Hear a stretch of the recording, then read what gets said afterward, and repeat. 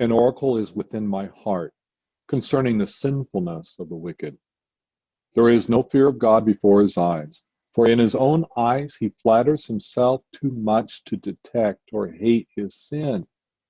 The words of his mouth are wicked and deceitful. He has ceased to be wise and to do good. Even on his bed he plots evil. He commits himself to a sinful course and does not reject what is wrong. Now, last week on today, we talked about the first two verses of Psalm 36. This week, we're going to look at verses 3 and 4. And so let's go ahead and jump right into this. Psalm 36 gives us some real insight into the human personality and what happens if we love ourselves too much. Problem is with self-love, you don't want to see your sin. You just don't want to do it. So, in getting started, we need to think about the possibility of what will happen to me if I ignore my sin.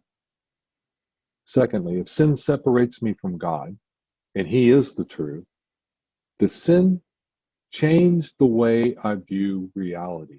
In other words, if sin separates me from God and he is the truth, does sin separate me from reality and distort the way I see things? 3, if my worldview changes and I no longer reject sin because I'm blind to it, what safeguards remain to guard my thinking? If my worldview changes and I don't see my sin, how's it going to affect my thinking? Now, those are thoughts that we need to really consider before we jump into this. So let's go ahead and jump into verses 3 and 4 of this passage, where it just simply says, the words of his mouth, that is, the words of a person who flatters himself too much to detect his own sin. Okay. The words of his mouth are wicked. They're wickedness. And they're deceit. He has a view of himself that is too high. And that view has changed, has warped the way he sees the rest of reality. He has ceased to be wise and to do good. He plans wickedness upon his bed. He sets himself on a path that is not good. He does not despise evil. Now, there's an awful lot here. So as we consider this, what is the question that really addresses verses 3 and 4? And the question I want to pose to you is real simple. What happens when we don't see our sin? What happens to us when we don't see our sin?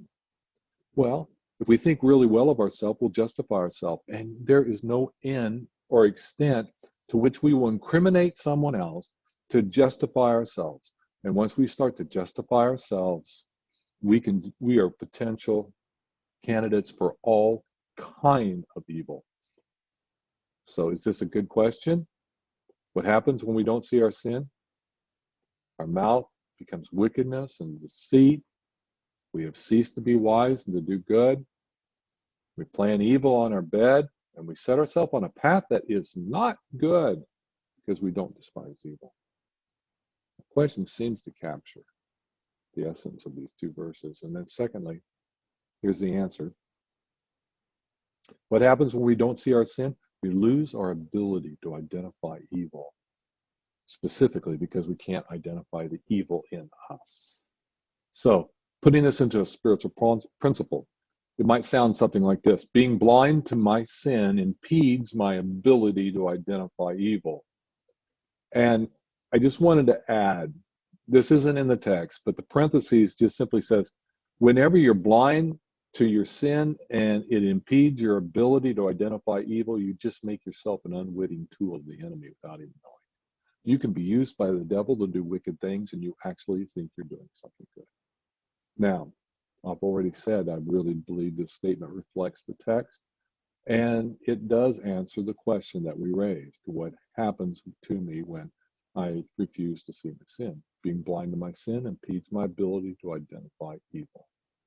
That's a real problem. And then secondly, it accurately describes the dynamics of what is being described in the text. So let's move on. So what are some questions we need to be asking ourselves, because we don't want to make this mistake? Well, a first question we could ask ourselves, could this principle explain the changing moral landscape in our time? Could we have, as a culture, as a people, a core value of loving ourselves that has caused us to lose our ability to identify evil? And so we have a tendency to see an awful lot of it. Second, could this principle project our future moral landscape? In other words, how bad can it get? And if you start to plot evil on your bed, it can get really bad. 3, if this principle works, what do we need to give priority to? And that's a good question to ask before everything unravels. Well, I think the first place we start, how can I become aware of my sin? Because my ability to see my sin increases my ability to be able to understand what's going on in my world. Number 5, could my life become a light of what's right? And obviously, because if your life can become a source of darkness that creates worse darkness, it obviously makes sense that if you get in touch with your sin, you could be a light of what's right. 6, what do we know about evil? Well, what we know about evil is that it's like a fire. It consumes and it doesn't stop. It just continues to get worse until it's burned everything down. 7, where does the path that is not good lead? Where does that path go?